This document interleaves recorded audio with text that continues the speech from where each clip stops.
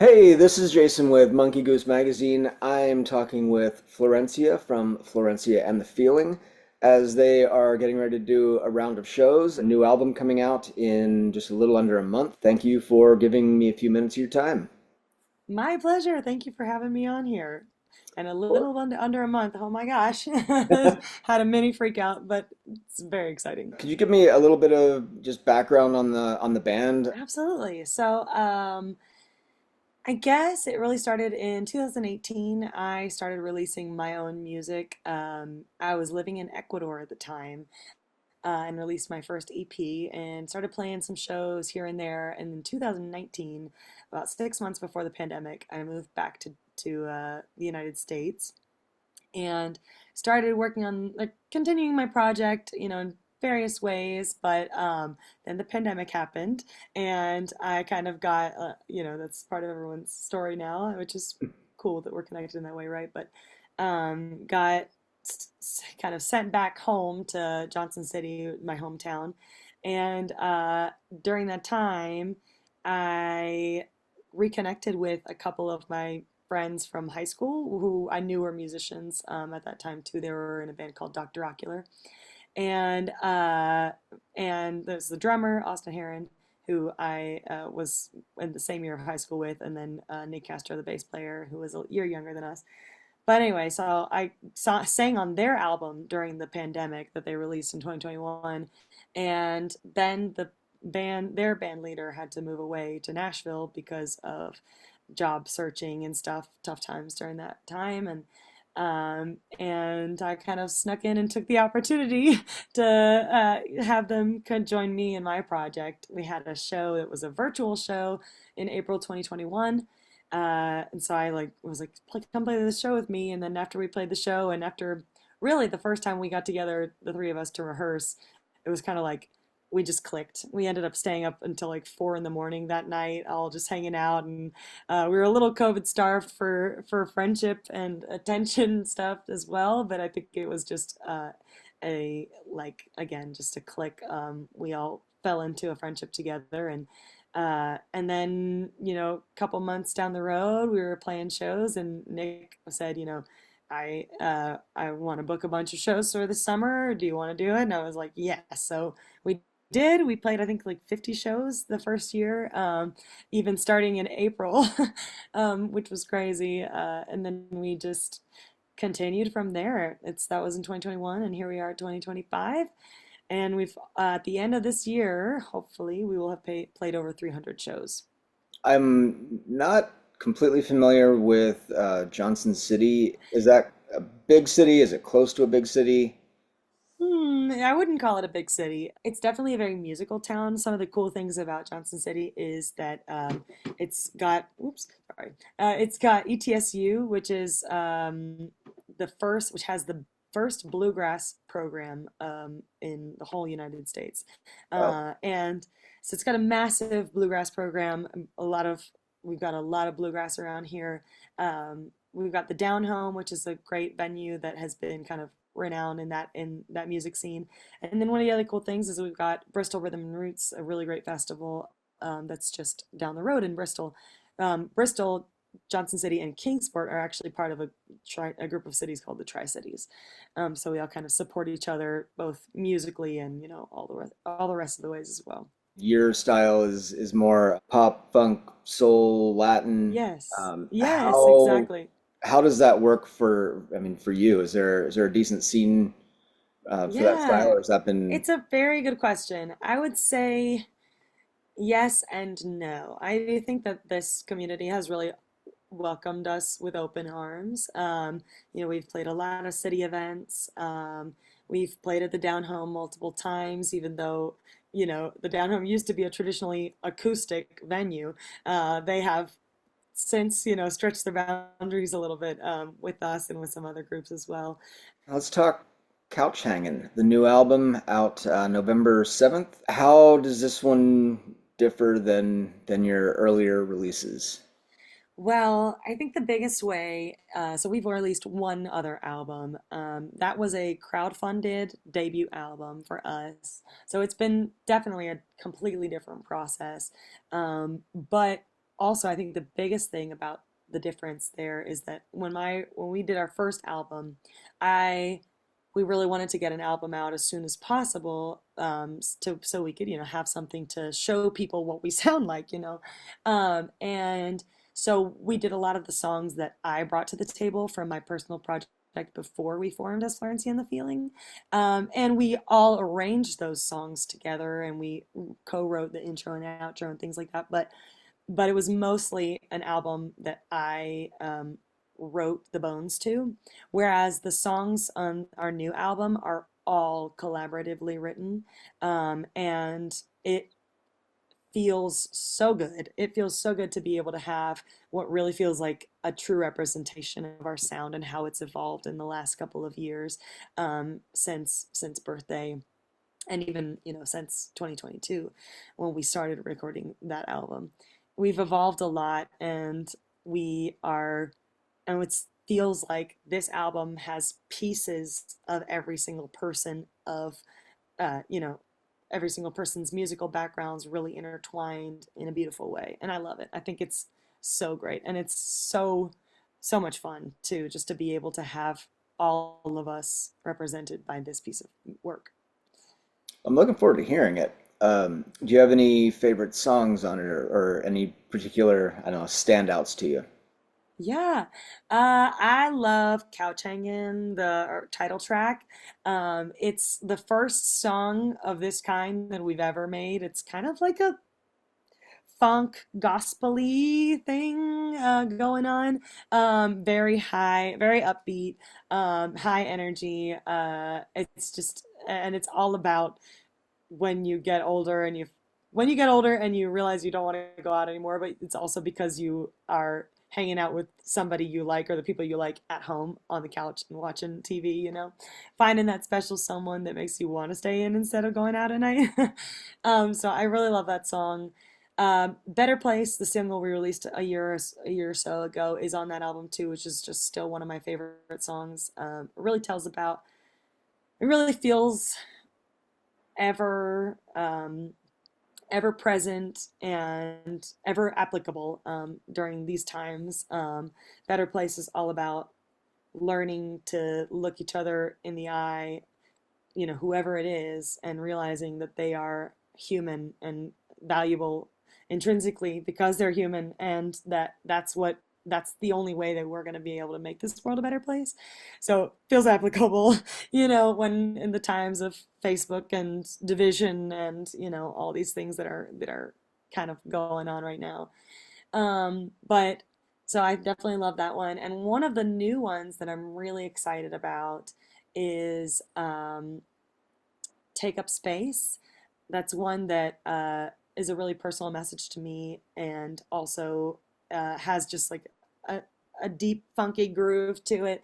And we got a couple of those actually, but this one is all about how is all about learning to take up space in the world. And a lot of times people, but especially women, end up feeling like they have to have to walk through life kind of in a small way, or not making too much noise, or not making too much of a splash, and it's a little bit about my journey, and also how I want all women to feel is to be able to learn to just take up the space in the world that you can, and as much as you can, because it's your world too. And there's no reason to shy away, the most innermost you parts of yourself. I'm also, as we're putting together the album, I'm so excited about the artwork. I don't, you think so much about the music that you sometimes, step away from the physical aspect of the CD too. And I loved our first CD as well, the birthday, like Us with the Cake. But now this is all about couch hanging, and it's got like a nostalgic, like 90s 2000s scrapbook feeling to it, and it's very goofy and very fun, and I'm really excited for everybody to see the actual album as well. Do you have any favorite songs to play on stage? Ooh, so Better Place, the one that I was talking about earlier, is one of my favorite songs to play on stage. uh it's really been in the last year or so that I've been taking note of this, but like there are some times during our sets, and it usually is in particularly magical sets, lots of times in festivals or sets where people are like really paying attention, like the down home, like sitting rooms, or even not even sitting rooms, venues. Hmm. Um, when we are playing a song and I just get like full body chills. And it doesn't always happen, like I said, but there's one song where it almost always happens, and it's Better Place. And I mean, because there's a synth solo, so we kind of sing the words and establish the concept, and then we go into a guitar solo that is spicy, and then we go into a synth solo that's even spicier and just very like just commands your presence, and then it kind of slows down and goes back into the chorus of I overheard her say we could go further if we just look each other in the eye. And that part where we're like kind of mechanically slowing down, almost like the putting the brakes on the, I just like from toes to head, I just feel like the chills going up every time right as I'm about to sing. And it's just my favorite moment a lot of times in every set. It's just like, oh my gosh, like this, that you did something right as a band when that happens, when you're getting like full body chills. I think there's a couple other moments. Space Between is a new one, brand new one. It's not going to be on this album. We didn't have enough time to put it on there, but we will be putting it out next year, early next year, hopefully. And it is a song all about music festivals, just how, the feeling of connection that we all feel when we're at a music festival. I mean, you've been to many. I've only been to music festivals since 2021, but since then I've tried to be at as many as possible. And it's just a unique feeling of like everybody is connected through this thing, which is music and joy and all those things too. And how you find like I guess the chorus says, for the ones who choose to sing, find us in the space between. And that space between being like this like alternate world away from reality and like jobs and like life, where we can all be together and be one with music, through music. And that song always gives me chills too. It's got a really cool synth solo, and it's also just got a powerful message, and I love it. Yeah. Those Very are two cool. of my favorites right now. Plus, we just added horns, and the horn lines for Space Between are just, and both of those songs are just phenomenal. Now that we have horns, like we debuted them at Floyd Yoga Jam and Front Porch Fest. We played a 10 p.m. set with the horns, and it was a rager like no other. I mean, Oh, nice. yeah, we hadn't experienced that level of raging before, and it was awesome. And we intend on continuing because now we have trombone and trumpet joining us, and they're both incredible players. We're really That's excited awesome. about it. We're excited for you to hear Yeah. it. Do you have any particularly memorable favorite shows? Well, yeah, definitely recently, I would say the those Bristol Rhythm and Roots, our Bristol Rhythm and Roots set was great. It was a little grueling because it was like some like 85 degrees, and we were in the direct sunlight at 2 p.m. But it was also really fun. I think that Front Porch Fest set at 10 p.m. Was just, I mean, it was you know, everybody was vibing. We played our mashup of Pigeons Playing Ping Pong and Valerie, and people. When it's fun when people know Horizon, they know that song and they sing along. It was a lot of fun, and we did a lot of really fun stuff that set. I would say that eye level stage set was our first Shikori. I'll never forget our first Shikori Hills set, which was October 2022, was our first ever festival show, so that's definitely part of it. It was the first time experiencing that. There was probably like 1,000 people at least in front of us. We were playing it at like 7 or 8 o'clock, and it was right during dinner time, and we were playing like the stage that's close to the dinner area, and just it was just such a moment for us. Really, Shikori Hills in general holds a special place in our heart, because we only have one heart, because we are the collective feeling. Uh, um, and let's see. Yeah, like I said, that the I Level Rooster Walk set was amazing, and for me personally, all the house band sets hold a special place in my heart. Those are so much fun. What's your dream show? Show, tour, venue, whatever it might be. Yeah, well, I think for me personally, I wouldn't say that this maybe feels that way for the whole band, but Sammy Ray and the Friends are one of my favorite bands and biggest inspirations. And so I would definitely love to open for them. Wherever, anywhere, I'll take it.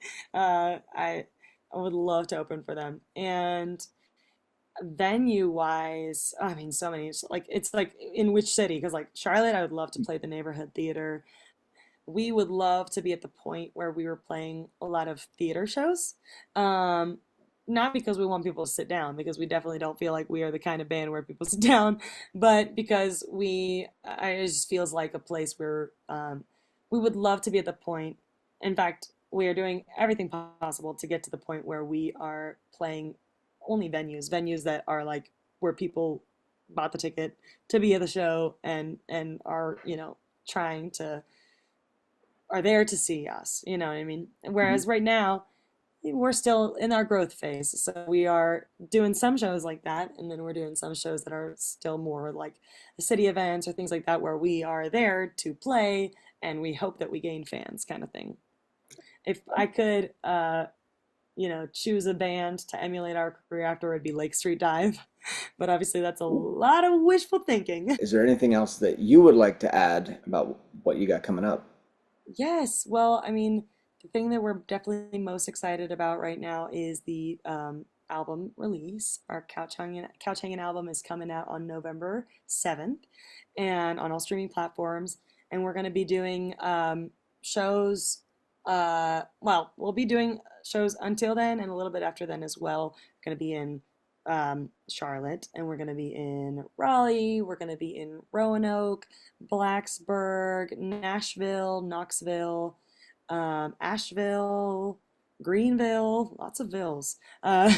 And so all those places, we would love to see everybody who can make it. You can, yeah, if some of those tickets, some of those shows are ticketed, some of them are free, some of them have doors, but you can definitely find all that information on florenciaandthefeeling.com, and that's where you can find all of our information, our previous albums, merch, where you can follow us. You can sign up for the email list. We only send an email a month and a little newsletter, and so we won't spam you. It's the best way to be able to find information about us and to hear it first. We also have a Patreon that has been really fun to explore and to shoot out new things. For example, Couch Hanging is already on Patreon for anybody who joins, and we have a $1 tier. So that's like literally nothing. Well, it's a dollar, I guess. But it's just so that we can be able to have communication in the days of Facebook and Instagram. We know that our messages and our posts only reach a certain, like a very small amount of our followers. So we more highly encourage people to go to our Patreon or sign up for the email list to be able to really find out when things are happening. Thank you for taking a few minutes, and Thank you. uh, good luck with the upcoming shows. And can't wait to hear the album when it comes out. Thank you. Can't wait to share it with you.